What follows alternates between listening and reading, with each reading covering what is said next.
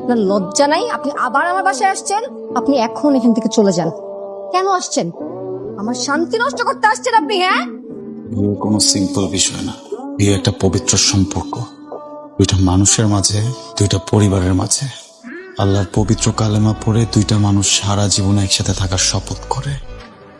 আপনার কোনো অধিকার নেই আপনি বিয়েকে ডিফেন্ড করবেন। আপনি কে যে আমাদের মাঝখানে কথা বল?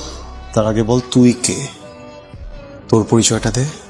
আপনি থেকে ডিরেক্ট তুই? আমি রাফি, নেহার বয়ফ্রেন্ড। আর আমি নেহার হাজব্যান্ড। নেহা আমার বউ। আর এক সেকেন্ড যদি আমি তোকে এখানে দেখি না, আমি কিন্তু গায়ে হাত তুলবো। দেখছো বাবা, এই লোকের ব্যবহার দেখছো? আপনি চুপ করেন।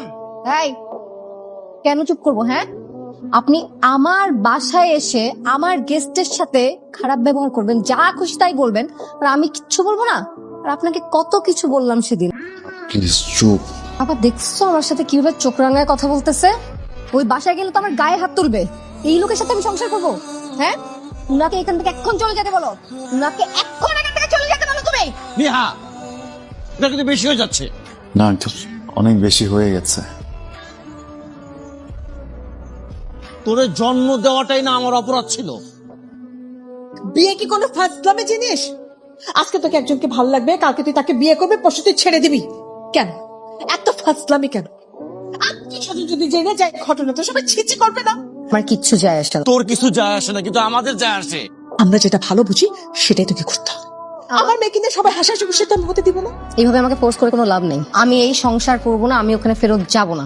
আমিও বেঁচে থাকতে তোমাকে এই কাজটা আমি করতে দিব না। ঠিক আছে, ভালোই ভালোই বলছি, আদর করে বলছি, শুধরে যাও, যাবার সাথে শ্বশুর বাড়ি চলে যাও। তো কি এখানে কি করছেন আপনি? কি এখানে কি করতেছেন? সরি, চোখ লেগে গেছিল। চোখ লেগে গেছে তো নিজের বাসায় যে ঘুমান। আপনাকে তো বলছি চলে যেতে। বের হন এখান থেকে। মা, বের হন এখান থেকে বলছি। বাবা, রাতে এত চিল্লাচিল্লি কেন? মানে কি হয়েছে? এই লোক আমার রুমে ঢুকে গেছে কেন? হ্যাঁ, কোন লোক? কি আশ্চর্য, তো জামাই রুমে ঢুকবে না? এটা কি ধরনের অদ্ভুত কথাবার্তা? আমি বলছি না? হ্যাঁ, উনিকে বলছি না চলে যেতে। উনি কেন এখানে এখনো? উনি কেন এখানে? আমি বলছি আমি যাবো না। কিন্তু আমি রাফিকে এখনো ভুলতে পারতেছি না। এইভাবে আমি আরেকজনের সাথে কিভাবে সংসার করবো?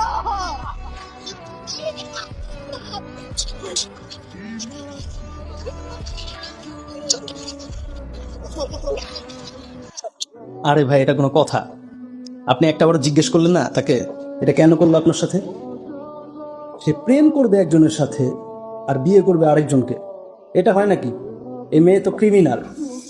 আমি একটা কথা বলি ভাই, শোনেন, সোজা গিয়ে মামলা করে দেন তার নামে। কি বলতেছেন ভাই?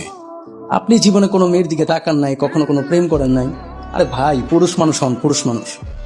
সোজা তার কাছে যান, বাঘের মতো চোখের দিকে চোখ রাখেন আর বলেন, এটা কেন করলা তুমি?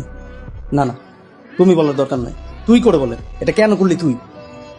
নেহা আমাকে ভালোবাসে ভাইয়া। মুখ সামলে কথা বলবেন। আপনি যে মানুষটাকে নিয়ে কথা বলছেন সে আমার স্ত্রী। কিন্তু ও তো আপনার সাথে ভালো নেই ভাইয়া। ও তো আপনার সাথেও ভালো ছিল না রাফি। আমি বুঝতে পারি হলে কি আপনাদের ব্রেকআপটা হতো? সেটা একটা ডিফারেন্ট স্টোরি ছিল ভাইয়া। ডিফারেন্ট স্টোরি সবার লাইফেই থাকে। এইসব ডিফারেন্সেস গুলো আছে তাই বলে কি আমি আমার সংসার ভেঙে ফেলবো? আপনি আমার বিয়ে করা ওয়াইফকে নিয়ে আমার সামনে বসে বাজে কথা বলছেন।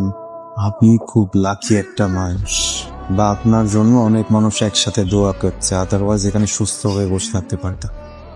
ভাইয়া আপনি কিন্তু এখন রেগে যাবেন। রেগে যাবো না তো কি করবো? আপনি কে? আপনার পরিচয় কি? নেহার এক্স বয়ফ্রেন্ড, আমি নেহার হাজব্যান্ড। নেক্সট টাইম যদি আমার ওয়াইফের নামও আপনার মুখে শুনি না, মুখ ভেঙে দিব একদম। কতদিন ধরে চেনেন নেহাকে?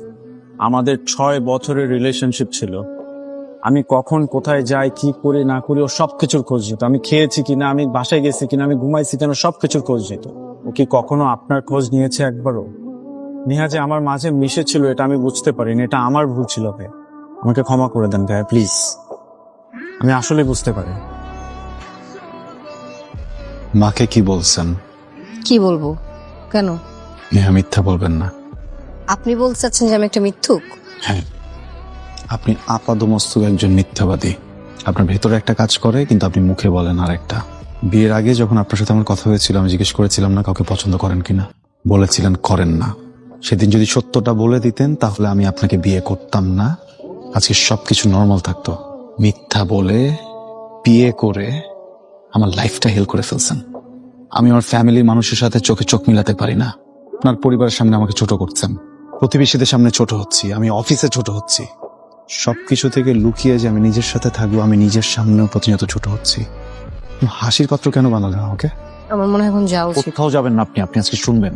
আপনি একজন সেলফিশ, যে শুধু নিজেরটা ভাবে।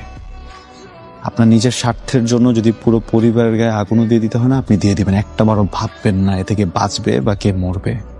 আমি নিজের ভালোটা বুঝিনি। কি ভেবেছেন আপনি আপনাকে ছাড়া আমি মরে যাব? হ্যাঁ, আপনার মতো একটা জঘন্য মানুষের সাথে, একটা নোংরা মানুষের সাথে আমিও সম্পর্ক রাখতে চাই না।